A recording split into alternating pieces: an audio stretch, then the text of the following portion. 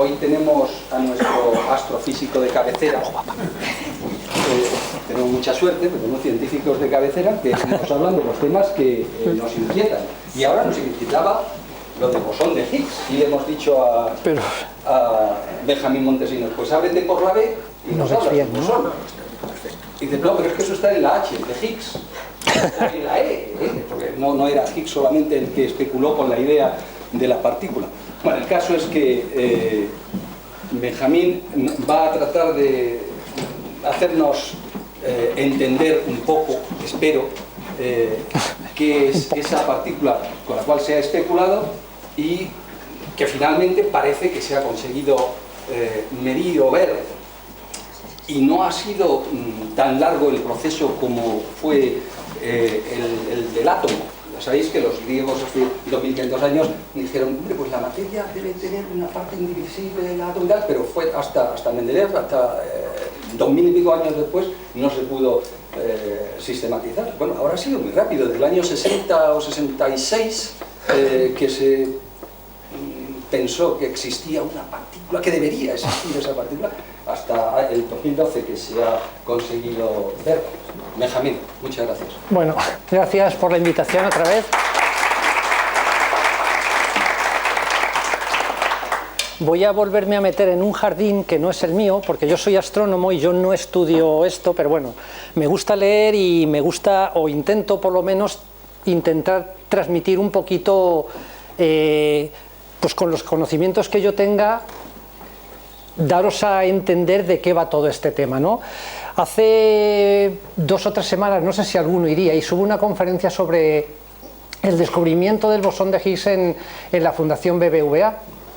Y hubo una pequeña introducción de 15 minutos de un físico teórico que las primeras palabras que dijo: si ustedes no han entendido nada de lo que ha salido en los periódicos acerca de este tema, no van a entender nada de esta conferencia, ¿no? Y entonces, claro, dijo, o sea, ya de entrada te dicen, lárguese de usted de aquí porque no va a entender nada, ¿no? Y yo no estoy de acuerdo con eso, o sea, yo creo que se puede hacer un esfuerzo. Yo siempre digo que en estas charlas uno entra con 5 dudas y sale con 50, pero eso es bueno. O sea, yo lo que vengo aquí es un poco a dar ideas, a conceptos, a remover, y luego hay un trabajo como en una buena universidad corresponde, y un trabajo que hay que hacer en casa, ¿no? Entonces, fijaos, la charla que ha salido titulada como Pinceladas sobre el bosón de Higgs, quizá habría que haberla titulado Pinceladas sobre el mecanismo de Higgs, ¿no? Y ya veréis por qué. Es porque quizá el bosón de Higgs no es lo importante, sino el mecanismo de Higgs, que es, digamos, el conjunto global de fenómenos que intenta explicar, pues, una cosa bastante importante, y es por qué las cosas tienen masa, ¿vale? Bueno, ¿qué es lo que vamos a intentar en esta charla? Pues fijaos, aquí tenéis una página, la primera página de la octava sinfonía de Beethoven. Además, esta es la partitura que ve el director, es decir, tiene todos los instrumentos que suenan en ese momento, y ahí tenéis, pues, armonías complicadas. Y lo que vamos a hacer es la metáfora, ¿no? Vamos a intentar entender una cosa compleja, como es, pues, la armonía que hay metida en esta partitura, utilizando un lenguaje que es correcto, pero que es el lenguaje de la partitura que hay a la derecha, ¿no? Que, como veis, pues tiene 4 notas, ¿no? Es el jingle bells, ¿vale? Entonces, todo lo que hay aquí, digamos que son notas musicales, todo es correcto, pero vamos a intentar entender una cosa más complicada, pues con un lenguaje sencillo, aunque soy consciente de que a veces, tanto porque voy a explicar conceptos que no son intuitivos, como y no, en esto no tengo empacho en decirlo, mi propio desconocimiento del tema, lo cual creo que es bueno, porque os voy a contar hasta donde yo puedo llegar, de un fenómeno que es más complicado. Bueno, esta transparencia yo creo que es quizá la más técnica que va a haber, pero bueno, es una transparencia de unidades, que a mí siempre me gusta empezar la charla de lo que voy a hablar con los números y las unidades de las que se va a hablar, ¿no? Y es una unidad de energía, aunque vamos a hablar de masa, que se llama realmente el electronvoltio, pero nosotros vamos a operar con potencias mayores, ¿no? El gigaelectronvoltio y el teraelectronvoltio, ¿no? Que son 10 a la 9 de las unidades pequeñitas y 10 a la 12, es decir, un 1 con 12 ceros o un 1 con 9 ceros. Y es una unidad de energía equivalente a la energía cinética que adquiriría un electrón al atravesar una diferencia potencial en el vacío de 1 voltio en dos placas que estuvieran separadas 1 metro, ¿no? Entonces, esto no parece nada útil, pero sabemos que de la teoría de la relatividad especial, Einstein nos dio esta formulita de aquí, nos dio una equivalencia entre masa y energía, y entonces resulta que en la física de las partículas elementales es conveniente expresar la masa en unidades de energía. ¿Por qué? Pues porque arrastrar exponentes como las partículas realmente en kilos o en gramos pues pesan muy poco. Hay exponentes de estos de 10 a la menos 36, 10 a la menos 28, es decir, 0,27 ceros y un 1, pues entonces digamos que utilizamos cosas un poquito más compactas, ¿no? Entonces aquí tenéis pues un electronvoltio. Hay veces que la c cuadrado de la velocidad de la luz se quita, equivale a este número de kilos tan pequeñito, y entonces fijaos, la masa de un electrón es 511 kiloelectronvoltios. Eso ya es un número que más o menos podemos manejar. Luego ya veremos cuáles son las masas de los protones y de los neutrones para, bueno, pues para ver dónde nos estamos moviendo, ¿no? Vamos a hablar del LHC, que es el gran anillo de 27 kilómetros de circunferencia que hay en Ginebra, en el CERN. Y bueno, pues ya mencionaremos la energía que puede alcanzar, pero ahí se pueden hacer colisionar protones fundamentalmente a 7 teraelectronvoltios, es decir, aquí tenéis teraelectronvoltios, pues es esta cantidad de aquí, ¿vale? Ya veréis que 7 teraelectronvoltios, por ejemplo, es mucho más que la masa de un protón, es alrededor de 7000 veces más. Es decir, que cuando se hacen incidir dos haces de protones que van cada uno de ellos a 7000 teraelectronvoltios, digamos que la energía que hay ahí metida es 7000 veces más que la propia masa del protón, y entonces de ahí podemos sacar cosas, ¿no? Fijaos, en torno a 1900, bueno, pues es la década, pero bueno, veis aquí que el neutrón fue descubierto en el año 32, el protón en el año 18 y el electrón en el año 1987.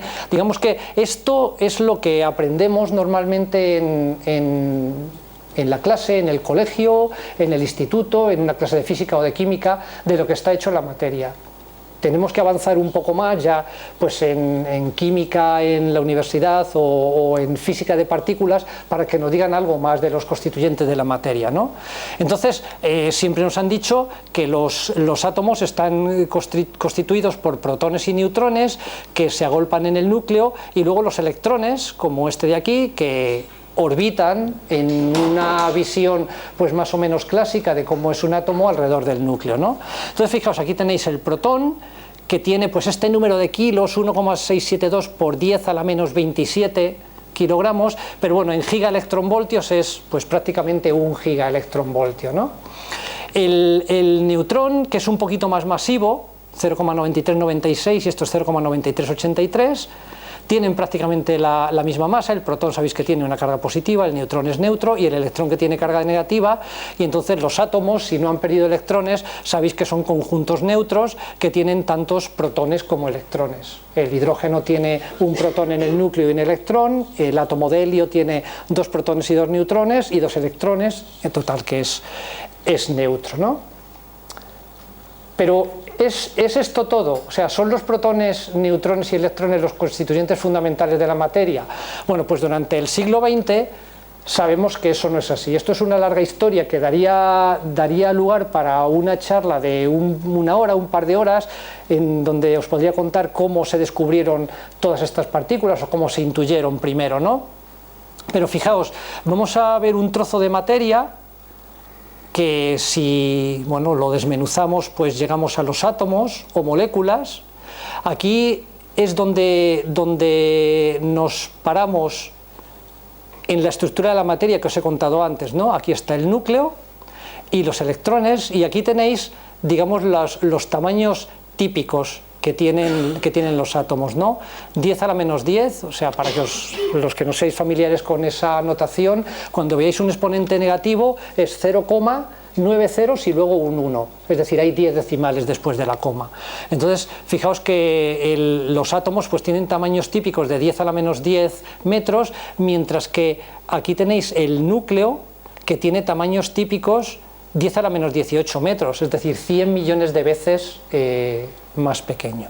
Aquí tenéis el núcleo hecho de protones y neutrones, y durante el siglo XX, y esto vamos a ir viéndolo porque van a aparecer bastantes veces durante la charla, pues se descubrió que mientras que el electrón parece ser una partícula fundamental, es decir, no está hecha de nada, digamos que no se puede partir un electrón como si fuera una nuez y ver qué hay dentro, los protones sí. Los protones sí que tienen una estructura interna, es decir, que los protones, que hasta comienzo del siglo XX se creía que eran partículas elementales, ni los protones ni los neutrones lo son, sino que están hechos de unas partículas que sí que se cree que son indivisibles, que son los quarks.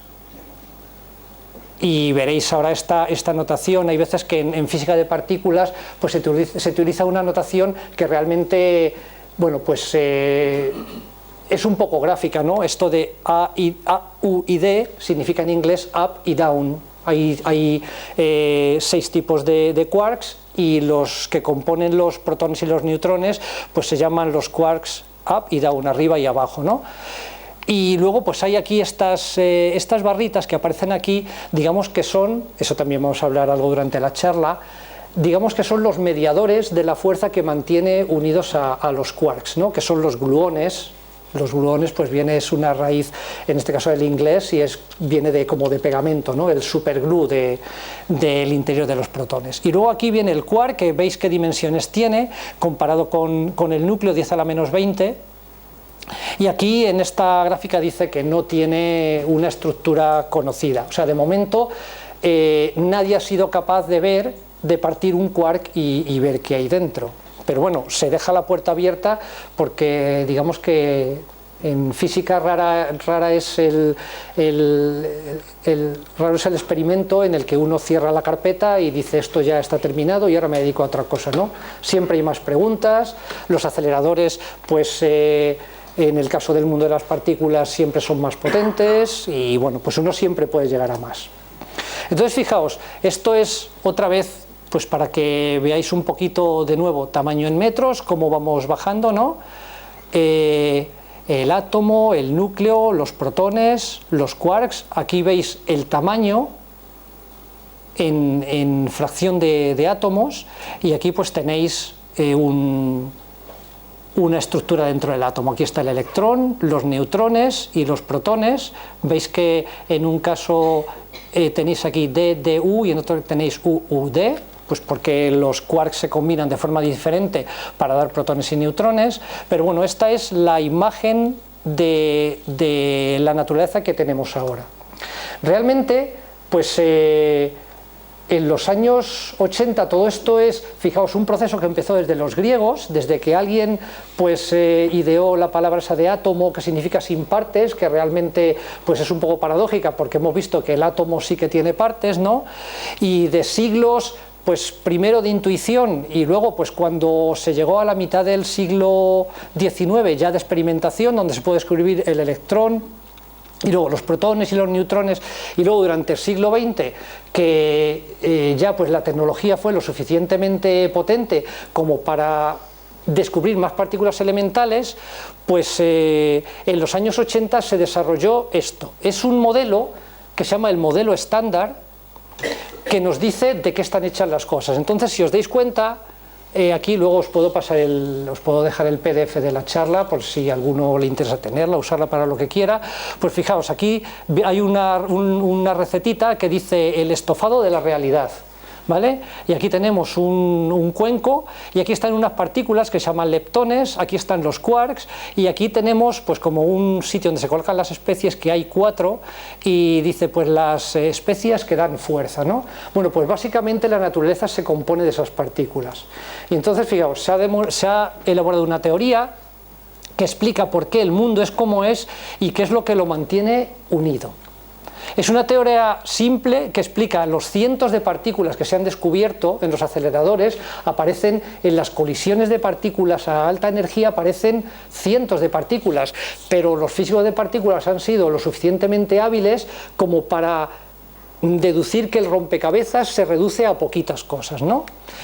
Y entonces, fijaos, con 6 quarks, que os he mencionado antes, 6 partículas que se llaman leptones, de las cuales el electrón es el más conocido, y las partículas que median en las interacciones de la naturaleza, que son 4, hay 4 interacciones en la naturaleza, pues podemos describir el universo en que vivimos. O sea, las interacciones, ¿cuáles son? Bueno, la primera es la gravedad, que es la que sentimos todos a diario, y que curiosamente no está contenida en el modelo estándar. La gravedad va a su aire, o sea, la gravedad tiene cosas curiosas. O sea, por ejemplo, las cargas eléctricas, hay cargas del mismo signo y cargas de distinto signo que se atraen y se repelen, ¿no? No hay masas que se atraigan y se repelan. Entonces la gravedad va por su lado, ¿no? Luego tenemos la fuerza electromagnética, que, bueno, uno podría pensar en fuerza eléctrica y fuerza magnética por cada lado, cargas eléctricas que atraen otras cargas, o fuerzas magnéticas como las de los imanes, pero realmente esas dos fuerzas están unificadas, y fue Maxwell en el siglo XIX quien las unificó, y de hecho todos hemos experimentado, pues, por ejemplo, cuando nos subimos a una bicicleta que tiene una, bueno, ahora tienen, para las lucecitas tienen pilas, ¿no? Pero cuando tenían dinamos, uno puede producir energía eléctrica o corrientes eléctricas a través de imanes, que son lo que tienen las dinamos, ¿no? Y al contrario, uno puede producir campos magnéticos a través de corrientes, ¿no? Entonces ya tenemos gravedad y fuerza electromagnética. Y luego hay otras dos fuerzas que se llaman la fuerza fuerte, que es la que trabaja en los núcleos de los átomos, y fijaos, tiene que haber una fuerza en el núcleo de los átomos porque los núcleos de los átomos son protones, que son partículas positivas, y neutrones. Las partículas positivas se deberían repeler entre sí. Pues hay una fuerza mayor que la fuerza electromagnética, que es la que, digamos, mantiene unidas las partículas positivas y neutras de los núcleos. Y luego está una fuerza que es más difícil de describir, que se llama la fuerza débil, que es la que media en muchas desintegraciones. Entonces, bueno, aquí os pongo como esta línea al fondo, que la gravedad no está incluida, aunque el modelo estándar es un modelo muy completo. Os voy a explicar un poco la jerga del modelo estándar para que no os perdáis y para que cuando salgáis de aquí, pues los que no estáis familiarizados en absoluto, sepáis un poquito de qué se está hablando, ¿no? Fijaos, los quarks son sociales. Nadie ha visto un quark aislado nunca. Entonces los quarks, que a veces se producen en las desintegraciones, siempre tienden a unirse con otro. Entonces son animales sociales, y las partículas compuestas de quarks se llaman hadrones. Entonces los quarks se combinan de modo que los hadrones tienen carga eléctrica entera, y hay dos clases. Los bariones, os he puesto aquí los quarks como elefantes porque son animales sociales, ¿no? Entonces los bariones están hechos de 3 quarks. Entonces los protones están hechos de un up y un down, y los neutrones de un up, un down y un down. Y luego están los mesones, que están hechos de un quark y una partícula. Cada partícula tiene su antipartícula. Por ejemplo, la antipartícula del electrón es el positrón, que es igualita que el electrón pero con carga positiva. Y de hecho, si un electrón y un positrón se encuentran, se aniquilan y sale luz de allí, ¿no? Pero bueno, pues los quark tienen sus antiquark, y entonces ahí están estas partículas, pues por ejemplo, un pión que está formado por un quark up y un antiquark down. Que no os preocupe todo este lío, ¿no? Pero que sepáis que los quarks no pueden vivir solos y que se juntan para hacer este tipo de partículas que se llaman bariones y mesones. Y en cambio hay otro tipo de partículas que no están compuestas de quark, que son ariscas y que sí les gusta vivir solos, que son los leptones. Y entonces, pues os he puesto aquí animales, bueno, los leones sí que viven en manada, pero bueno, los gatos son más ariscos, ¿no? Y entonces aquí tenéis el electrón, es el leptón más conocido, la partícula tau y la partícula mu, y luego hay unas partículas muy curiosas que tienen muy poquita masa, pero la tienen, que son los neutrinos, y digamos que que aquí están representadas por pulgas, y a cada, digamos, leptón de estos pues tiene su pulga asociada, ¿vale? Los neutrinos son también partículas muy raritas, porque además cambian de cara. O sea, el Sol es una fuente de neutrinos, y entonces salen del Sol neutrinos electrónicos y en el camino se convierten en neutrinos tau y en el camino se convierten en neutrinos mu. Esto es como si veis una carrera de 100 metros lisos y sale Usain Bolt, y en medio de la carrera, a los 30 metros, en vez de ser Usain Bolt, hay un chino corriendo y a la meta llega un corredor blanco, ¿no? O sea, eso se llama la rotación de los neutrinos. Sí, son partículas muy raras, ¿no? Entonces, fijaos, esto es lo que os pongo aquí, que mientras los quarks son sociables y conviven en partículas compuestas con otros quarks, los leptones son partículas solitarias. Y por cada leptón también hay un antileptón. O sea, por ejemplo, el electrón pues es el positrón, ¿no? Bueno, entonces fijaos, aquí tenéis la materia, que está hecha de quarks y leptones. Los quarks dan hadrones, algunos son mesones, otros son bariones, los bariones son protones y neutrones, dan núcleos, y aquí tenéis electrones con núcleos, dan átomos y moléculas, ¿de acuerdo? Este es el árbol que constituye la materia. Y fijaos, esto de aquí es una especie de tabla periódica, pero de las partículas elementales. Es decir, todas las partículas que se conocen se pueden construir a partir de estas tres familias de partículas. Fijaos, aquí dice 3 generaciones de materia, y entonces está aquí el up y down, o sea, los quark arriba y abajo. Aquí están el top y el bottom, que bueno, la traducción sería parecida, ¿no? Y aquí en medio están el charm y el strange, el encanto y el extraño, ¿vale? O sea, son así unos nombres un poco poéticos que tienen su razón de ser, ¿no? Pero digamos que la primera familia de partículas es estos dos quarks, el neutrino electrónico y el electrón. La segunda familia de partículas es el muón, el neutrino muónico y estos dos quarks de aquí. Y la tercera familia de partículas son las partículas tau, los neutrinos y estos dos quarks. Y lo curioso es que si comparáis las masas de estas partículas con las de estas partículas y con las de estas partículas, la masa va creciendo siempre en esta dirección, ¿vale? Una pregunta que explica el modelo estándar es por qué hay 3 familias de partículas y no hay 5 o 20, ¿no? Y luego fijaos, aquí tenéis, digamos, los mediadores de las fuerzas.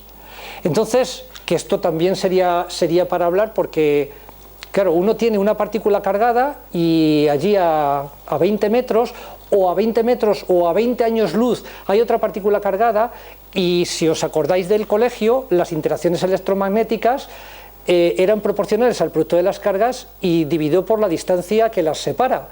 Entonces, aunque haya una distancia muy grande entre ellas, en teoría, una carga eléctrica aquí tiene que sentir la atracción eléctrica de una carga que esté en la galaxia de Andrómeda, ¿vale? Aunque la atracción sea muy pequeñita.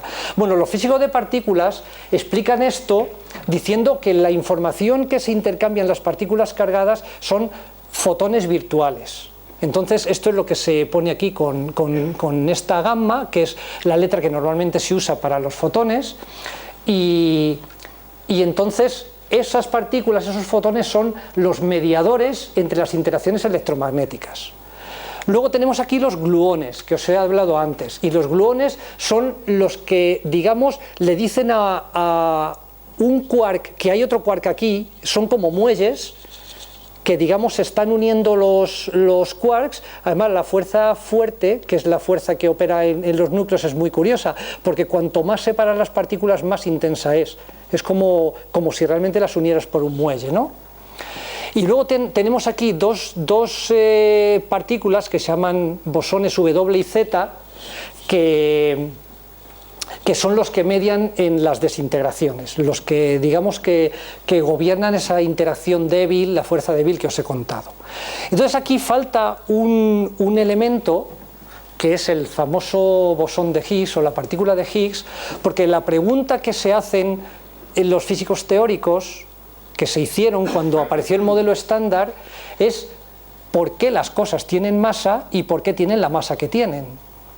Que es una pregunta que dice, bueno, pues tienen masa, ¿no? Pero podían no tenerla, ¿no? Por ejemplo, los fotones no tienen masa y por eso los fotones, por definición, viajan a la velocidad de la luz. Los neutrinos se creía que no tenían masa. De hecho, ¿os acordáis que hace un año, poco más de un año, hubo una noticia que decía que los neutrinos viajaban a velocidad más rápida que la de la luz? Y luego había sido un fallo experimental, era una fibra óptica que estaba mal conectada. Básicamente era eso, ¿no? Pero los neutrinos tienen masa, aunque muy pequeñita, y entonces no pueden viajar a la velocidad de la luz. Y las partículas que tienen masa, acelerarlas hasta la velocidad de la luz, pues no se puede, o sea, cuesta una energía infinita. Cuanto más quieres acelerarla, más energía tienes que proporcionarle. Entonces, fijaos, 3 palabras, y aquí voy a introducir quizá un concepto que es un poco chocante para muchos de vosotros, y para mí lo fue cuando estaba preparando esta charla. Primero, la masa es inercia, o sea, la masa es la cantidad de materia que tiene un cuerpo, ¿no? Pero la masa nosotros la identificamos con el peso, ¿vale? Pero no hay que identificarla con el peso. Imaginaos que vosotros tenéis una bola de plomo y os la lleváis al espacio exterior, muy lejos de cualquier galaxia, y entonces queréis empujarla, queréis ponerla en movimiento. Imaginaos una bola de plomo masiva y una bola de plomo pequeñita. La bola de plomo más masiva es la que, si por ejemplo nosotros tenemos un muelle comprimido, es la que más trabajo nos va a costar poner en movimiento, mientras que la bola menos masiva es la que menos trabajo nos cuesta poner en movimiento. Eso, fijaos que los que conducís todos los días lo veis a diario. Cuando os paráis en un semáforo al lado de un autobús, el autobús es mucho más masivo que el coche, y entonces cuando el semáforo se pone en verde, siempre tú te pones a una velocidad mayor que la del autobús cuando arranca, aunque el motor del autobús es mucho más potente. ¿Por qué? Porque el autobús tiene mucho más masa, tiene mucha más inercia. Esto no tiene nada que ver con el peso, esto pasaría igual en la Luna y pasaría igual fuera del espacio, fuera de cualquier fuente que causara gravedad. Luego, otra cosa curiosa, uno está acostumbrado a esta ecuación y se la ha relacionado muchas veces con el hecho de las bombas atómicas o las bombas nucleares, ¿no? Con una pequeña cantidad de materia, como aquí la energía es la masa por la velocidad de la luz al cuadrado, y la velocidad de la luz es un número muy grande, y al cuadrado mucho más grande todavía, con poquito uranio o plutonio, pues puedo producir una cantidad de energía enorme. Entonces esto, digamos, que parece que siempre se ha visto en ese contexto, pero fijaos, yo no sé si yo nunca me había parado a pensar, por ejemplo, que una linterna que está encendida, por ejemplo, este cacharrito ahora mismo está perdiendo masa. Está perdiendo masa porque está emitiendo luz. O sea, si esto lo pusiéramos en una balanza muy precisa, veríamos que continuamente la agujita está bajando, ¿vale? Una cuchara caliente pesa más que una cuchara fría, la misma cuchara, o sea, imperceptiblemente más. ¿Por qué? Pues porque los átomos se están agitando y la energía de agitación, la energía es masa, ¿de acuerdo? Y, por ejemplo, un imán y un tornillo separados pesan más que un imán y un tornillo juntos. ¿Por qué? Porque si los dejamos a una misma distancia, el tornillo empieza a acelerarse, es decir, hay energía cinética, choca contra el imán y se produce calor y energía sonora, que eso se desprende. Entonces el sistema tornillo-imán pesa menos. Y por eso, si uno coge aquí, por ejemplo, un átomo de oxígeno y lo pone en un platillo de la balanza y coloca los 8 protones y los 8 neutrones más los 8 electrones en este platillo, resulta que los productos iniciales tienen más masa que el producto final, porque la energía digamos perdida en la unión, eso es también masa, ¿vale? Y esto es lo que sucede en las estrellas. Si uno coge los 4 protones, los 4 átomos de hidrógeno los pone en una báscula y el producto final, que es el átomo de helio, lo pone en otro platillo de la balanza, resulta que los 4 átomos de hidrógeno pesan más que el producto final. ¿Por qué? Porque hay una parte que se ha perdido de la masa en energía. Y luego fijaos, una cosa muy curiosa, el protón, que hemos dicho antes que tiene alrededor de un GeV, ¿vale? 1 gigaelectronvoltio de masa, pero fijaos, el protón hemos dicho que está compuesto por 2 quarks up y 1 quark down. Si tú coges la masa del up, que son 0,002 gigaelectronvoltios, y la masa del quark down, que son 0,005 gigaelectronvoltios, y la suma sale 0,009 gigaelectronvoltios, solo 1% de la masa del protón. ¿Quién le da al protón el 99% de la masa? Bueno, pues se la da. El protón se describe como un saco de energía. Ahí dentro están pasando un montón de cosas y, por ejemplo, la energía que está tensando a los gluones, eso le está dando más al protón, ¿de acuerdo? Bueno, pues la mayor parte de la masa que tenemos nosotros, porque nosotros estamos hechos de protones y de neutrones, no es masa de los quarks, es la masa esta de los sacos de cosas que hay dentro de los protones. Y el mecanismo de Higgs lo que explica es el 1% de esta masa, explica por qué estas cosas tienen masa, ¿vale? O sea, eso es una cosa interesante y yo creo que es una de las cosas un concepto que saliendo de aquí es bueno quedárselo en la cabeza, ¿no? Bueno, aquí está el bosón de Higgs, y entonces, como os he dicho que íbamos a intentar explicar con palabras más o menos sencillas algo que es muy complicado y que es muy antiintuitivo, y yo de verdad, si hay algún físico de partículas en el público, pues que hable ahora o que calle para siempre y que me perdone, y si a algún físico de partículas se le ocurre ver este vídeo en internet, pues también le pido que me disculpe pues por las inexactitudes que voy a decir. Entonces, pues explorando por ahí cosas, lo que me he encontrado es con un cómic en forma de vídeo. Entonces aquí está la dirección de internet, que bueno, pues eso, si queréis a Gabriel y a algunos otros que conozco aquí, a Ángel, le puedo dejar la charla y está pues totalmente disponible para que la copiéis. Si entráis en el enlace este de Vimeo, que es digamos el más cortito, y estáis copiando, el número es 4103-8445. Luego, si queréis, al final de la charla lo apuntáis. Entonces, he cogido viñetas de este cómic y les he puesto pues sus bocadillos y tal, y yo creo que con eso vamos a intentar comprender más o menos en qué consiste el bosón de Higgs, ¿no? Fijaos que el bosón de Higgs realmente no es lo importante de por qué las cosas tienen masa. O sea, si aquí hubiera un físico teórico, el físico teórico de lo que te hablaría es del campo de Higgs. Y entonces el campo de Higgs junto con el bosón de Higgs es lo que construye el mecanismo de Higgs, ¿no? ¿Qué es esto de un campo, no? Bueno, un campo pues es una cualidad del espacio que puede estar presente en todo él o en parte de ella. Nosotros estamos acostumbrados, por ejemplo, al campo gravitatorio, ¿no? Pues lo estamos sintiendo porque, digamos, nosotros somos partículas de prueba para ese campo gravitatorio, ¿no?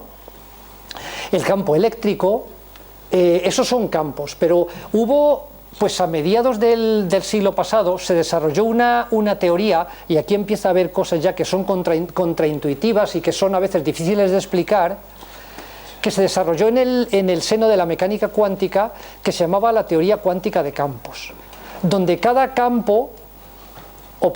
partícula lleva asociado un campo, y realmente en esa teoría, dentro de ese paradigma, que es una forma de describir la naturaleza, lo que sucede es que son las fluctuaciones de los campos las que dan lugar a las partículas. Entonces, si tenéis un poquito, habéis oído hablar de mecánica cuántica, pues resulta que en mecánica cuántica lo que se habla realmente es de ondas y de probabilidades, ¿no?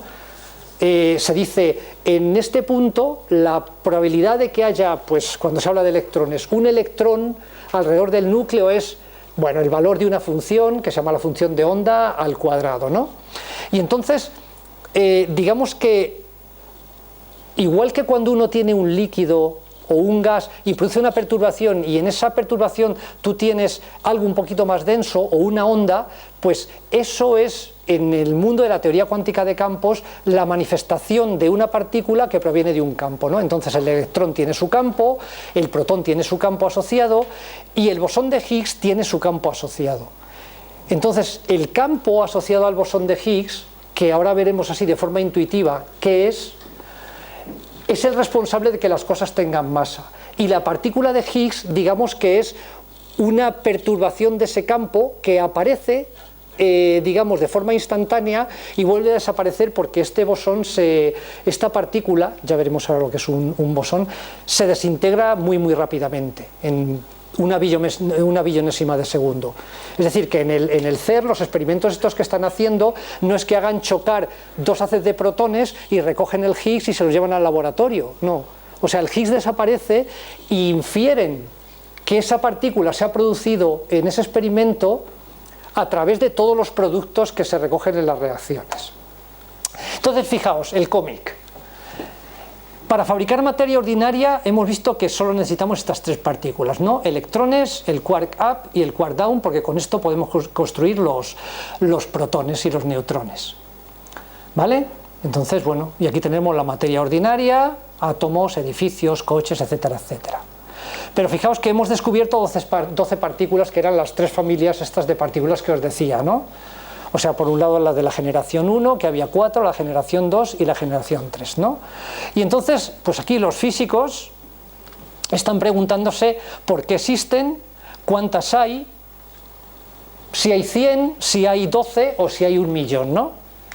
Entonces, aquí que estamos mirando a la materia y que, bueno, pues vemos esto o lo vemos con un microscopio electrónico, pues estamos mirando a la punta del iceberg y nos estamos preguntando, pues, ¿qué demonios hay debajo, no? O sea, aquí nos metemos ya debajo del iceberg y ¿qué hay debajo de la superficie? O no hay más de lo que estamos viendo. ¿Qué significaría eso en cualquiera de los casos? Y aquí la pregunta fundamental es, cuando se hace una teoría, pues, ¿qué nos dicen los datos, no? Hay un vídeo por ahí que desgraciadamente no me he traído, venía pensándolo y he dicho, caramba, no lo tengo en este ordenador, de Feynman, que, no sé, habréis oído hablar de él, Richard Feynman, uno de los físicos más famosos del siglo XX, que en 1 minuto y medio te dice cuándo una teoría científica es válida. Entonces, tú haces unas suposiciones, calculas las conclusiones que tienen esas suposiciones y luego, fundamental, lo comparas con la naturaleza. Y él dice, era una persona así muy abierta y decía, si la comparación con la naturaleza no coincide con las predicciones que tú hayas hecho, la teoría es falsa. Y no importa quién lo haya hecho, lo guapo que seas, o cómo te llames, o lo bonito que sea el nombre que le has dado a la teoría, es falsa, ¿no? Pues bueno, esto es lo que continuamente hacemos los científicos. En particular, pues en nuestro caso en la astronomía, y los físicos de partículas pues están tirando continuamente teorías a la papelera hasta que encuentran una que no solo explica lo que hay, sino que puede predecir cosas, ¿no? Entonces la pregunta fundamental es esta, ¿qué nos dicen los datos? Entonces, fijaos, ¿qué hacemos los físicos? Los físicos estamos buscando patrones de comportamiento. Entonces aquí tenemos la tabla periódica, que está, pues la conocéis, hasta que también tuvo que pasar su tiempo hasta que Mendeleev cogió y pudo ordenar los elementos químicos por propiedades comunes, y de esta ordenación, ¿qué surgió? Pues sabemos que la estructura atómica del litio, del sodio, el potasio, el rubidio, el cesio y el francio es la misma, es decir, todos tienen un electrón en la última capa y que la química depende de los electrones que haya en la última capa. O sea, esto es uno de los grandes avances, ¿no? Entonces, los elementos los organizamos por sus características, se organizan en grupos y se comportan de una forma distinta dependiendo de la columna del sistema periódico en que nos encontremos, ¿no? Ahora tenemos aquí los átomos y dice, bueno, existe una estructura, ¿por qué se comporta el sodio y el cesio de la misma forma en las reacciones químicas? Pues porque existe una estructura fundamental que es la organización de los electrones en orbitales. Esto, mientras no se encontró ese patrón común en la materia, esto no se supo, ¿no? Bueno, pues ahora estamos, como os he dicho antes, ahora tenemos esta tabla periódica de las partículas fundamentales, ¿no? Aquí hay un eje que dice masa, aquí está la primera columna de partículas, los quark up-down, electrón y su neutrino, el charm y strange y el muon y su neutrino, y el top y bottom y el tau y su neutrino. Y claro, y dices, bueno, ¿y aquí por qué no hay más familias? ¿De acuerdo? O sea, aquí parece que también hay un patrón que sugiere que hay alguna estructura subyacente, y la pregunta es, ¿hay más partículas? ¿Cuál es el origen de esos patrones? Y entonces, bueno, pues tenemos que mirar a ver qué hay más allá, ¿no? Y entonces, para mirar qué hay más allá, afortunadamente, pues durante la segunda mitad del siglo XX se desarrollaron los aceleradores. Los aceleradores de partículas, pues es justo lo que dice el nombre, acelerador de partículas. O sea, tiene mucha tecnología alrededor, como veréis, o sea, son cosas absolutamente brutales y monumentales, pero como las partículas que normalmente se hacen, bueno, normalmente no hay forma de acelerar partículas neutras, son partículas cargadas. Las partículas cargadas se pueden acelerar utilizando campos eléctricos y magnéticos, bobinas y mucha tecnología y superconductores y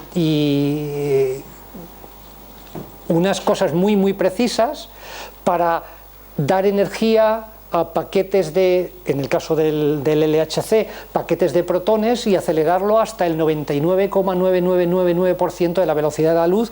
¿Para qué? Pues para tener una gran cantidad de energía, cascar dos haces de partículas que vienen uno contra el otro y ver qué sale de allí, aunque sean partículas que se desintegren muy rápidamente. Pero fijaos que aunque los protones tengan un GeV, si nosotros estamos metiendo ahí energía, que son 7 teraelectronvoltios, podemos crear partículas que son más masivas, ¿no?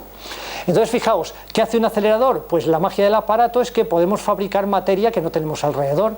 ¿Por qué? Pues porque estamos transformando energía en materia. Entonces tomamos dos clases de partículas o una misma clase de partículas, las hacemos chocar, y en una especie de magia cuántica lo que sale pues no es un rearreglo de lo que entró, sino que es otra cosa. Esto es como si vas a un bar y entonces dices, bueno, ¿qué me puede dar? ¿Qué partículas me puede dar por 500 gigaelectronvoltios, ¿no?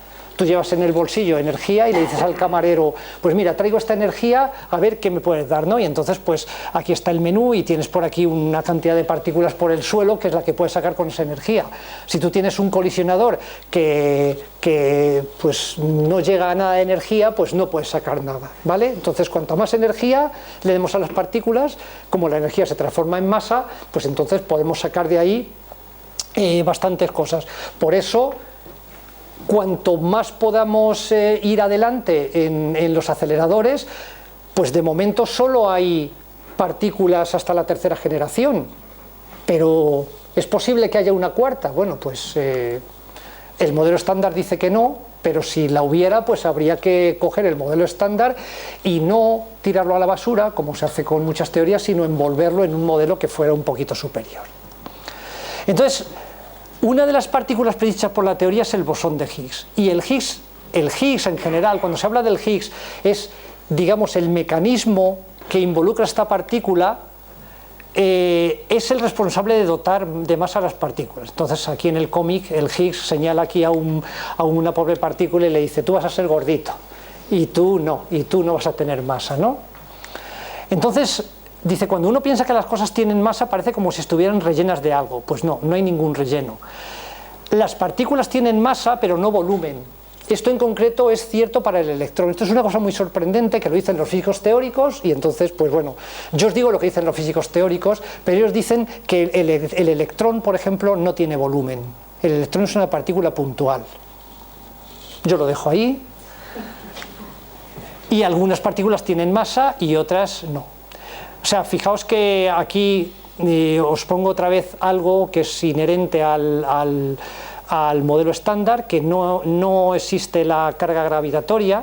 O sea, dos cuerpos con carga eléctrica se atraen, pero la gravedad es diferente a otras fuerzas. Y entonces aquí tenéis a tres de las personas que predijeron o que dijeron, bueno, vamos a inventar un mecanismo dentro de este modelo estándar que le dé a las partículas masa, ¿no?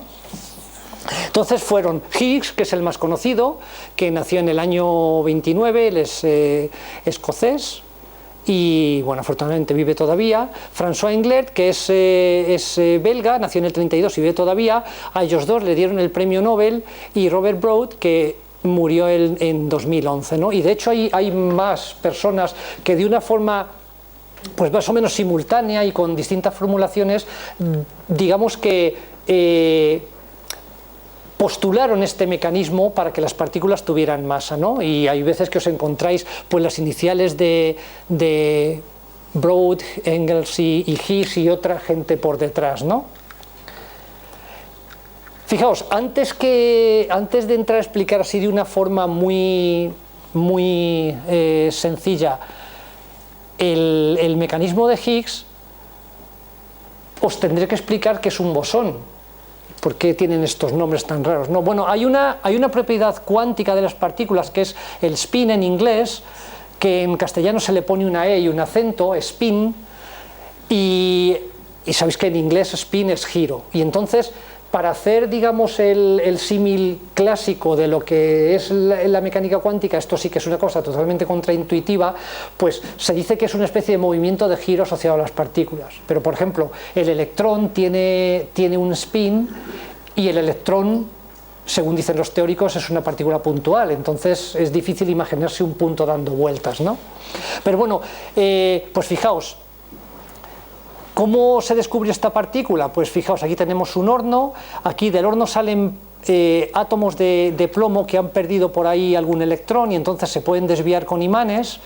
Se puede hacer también el experimento con electrones y entonces se hace pasar por dos imanes y entonces en un tratamiento clásico lo que uno esperaría es que, bueno, pues como por aquí salen átomos pues con muchas velocidades, estos son partículas cargadas, uno se esperaría aquí una mancha, ¿vale?, pues de átomos deflectados en las dos direcciones, ¿no? Bueno, pues lo que se ve, por ejemplo, imaginaos electrones son dos manchas muy definidas en una pantalla, ¿no?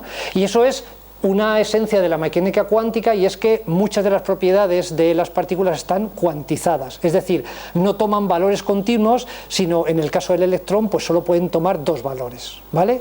Bueno, pues el spin, que es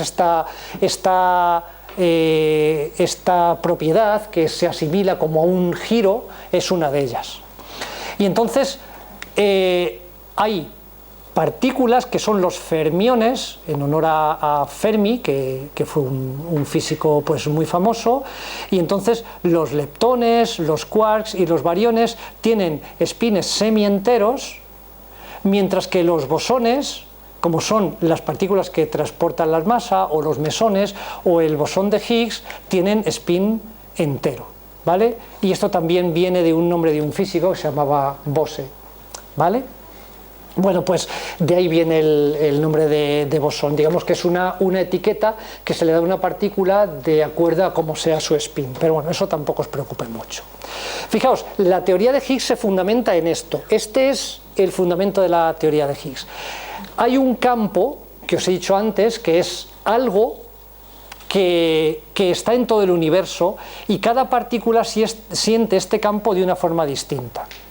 Entonces, algunas partículas son frenadas, entre comillas, por este campo, es decir, este campo lo que opone es resistencia, es decir, a la inercia. Y entonces esas partículas serán las que tengan masa grande, y otras partículas pues casi no lo sienten y tendrán masa pequeña. Eso es lo que se llama el campo de Higgs. Y entonces yo os voy a recomendar un libro que en parte lo he usado para preparar esta charla, que es este libro de aquí, que se llama El bosón de Higgs, ¿vale?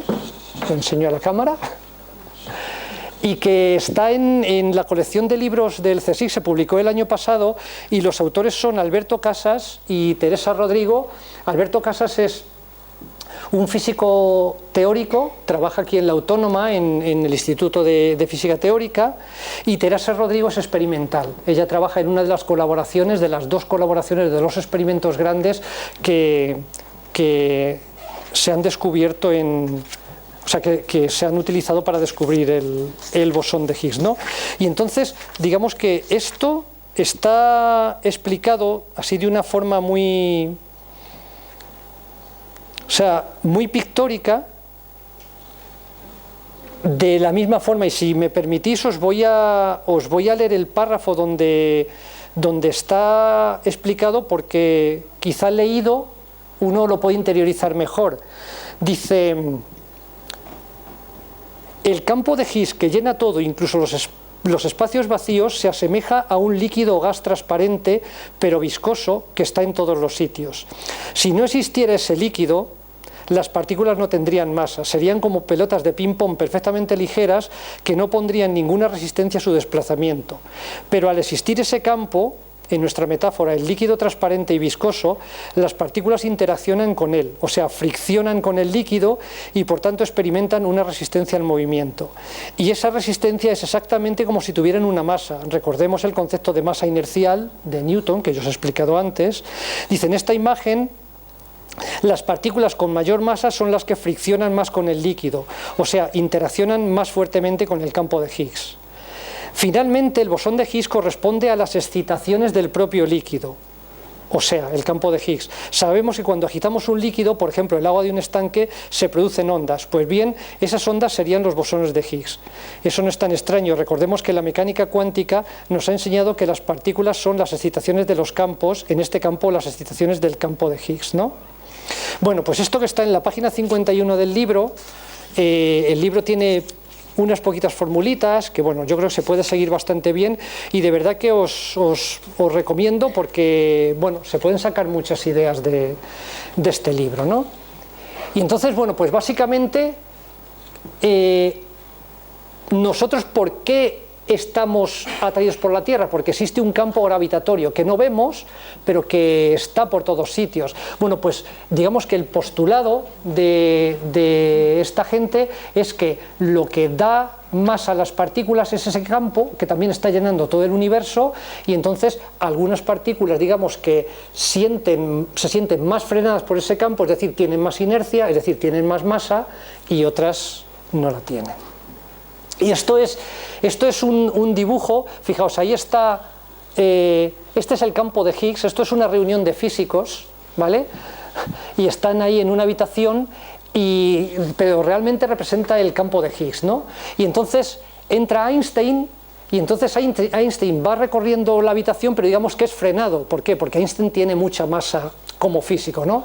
O sea, si entrara yo, pues nadie se daría cuenta, porque yo paso por ahí y voy a por mi copa, como están bebiendo esos de ahí, pero entra Einstein, y entonces Einstein, digamos que el símil es que el campo de Higgs, digamos, se revoluciona y lo frena, ¿no? Y aquí lo que tenéis abajo, Einstein ya se ha ido y el campo de Higgs ha sufrido, digamos, una perturbación, y ahí se crea un Higgs de estos, ¿no? Que es, digamos, la parte quizá antiintuitiva, ¿no? Digamos que una perturbación del campo, una excitación del campo, según esta teoría cuántica de campos, es lo que da lugar a las partículas.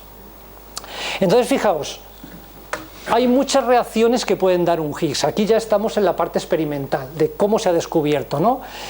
Hay, pues, por ejemplo, fundiendo dos gluones. Aquí hay dos gluones, pero claro, los gluones son cosas que están dentro de los protones, o sea, tú tienes que tener un cascanueces enorme para cascar un protón y sacar de ahí cosas, ¿no? Cosas que además no quieren estar solas, los quarks no quieren estar solos, ¿no? Y entonces resulta que de aquí viene un Higgs, y entonces aquí se ha creado en un momento dado el bosón de Higgs, pero el Higgs tiene un tiempo de vida medio del orden de 10 a la menos 22 segundos. Es decir, se crea un Higgs y al cabo de 0,21 ceros y un 1 se desintegra. Pero se desintegra en cosas, se desintegra en quarks, y bueno, ahora veréis una gráfica real de uno de los experimentos donde se detecta